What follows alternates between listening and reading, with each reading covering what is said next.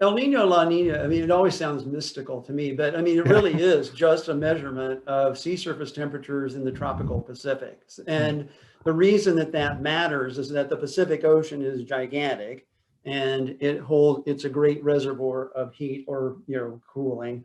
And so it acts as the engine that drives the atmosphere. And that's why that area's sea surface temperatures in the tropics are so important to run that engine. And then you look for when you have a warmer than normal situation in an El Nino or a cooler than normal situation in a La Nina, how that impacts, different areas of the world. And it's not, it's not like you can't just say, okay, Minas Gerais is going to be dry because of this, but there are Right. influences that come from El Nino and La Nina that definitely have impacts as far as.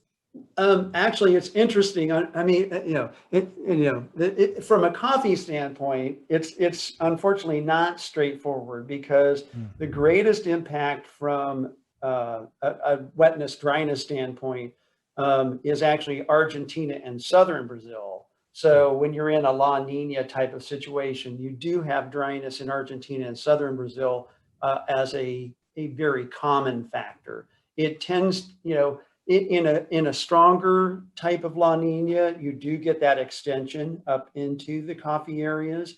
But it's not as straightforward as farther to the south in Argentina and southern Brazil. It is interesting though, in a La Nina situation, you do tend to have cooler than normal conditions in Brazil, and Lord knows we saw it this year.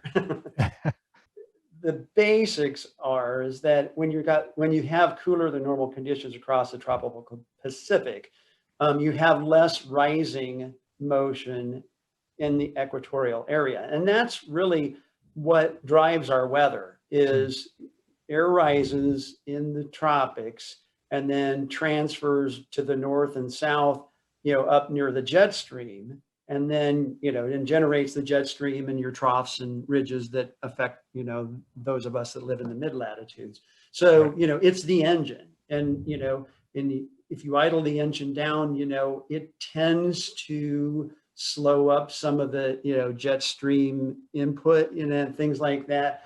But what we find is with El Nino, La Nina, that you can make statistical correlations with it, but trying to give you all the physical processes behind it is kind of tricky. But it's Okay. basically you're either slowing up or speeding up the engine that drives the So areas. is it like an oscillation between one and the other?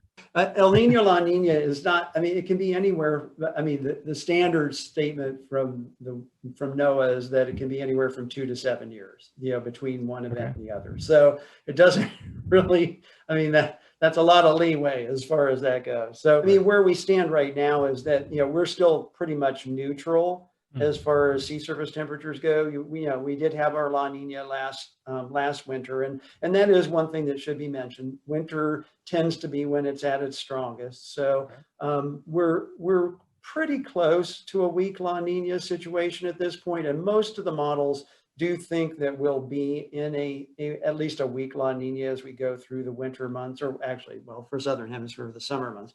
Mm. So La Nina is sort of the base state that we're probably going to be looking at as we move forward over the next 6 months or so.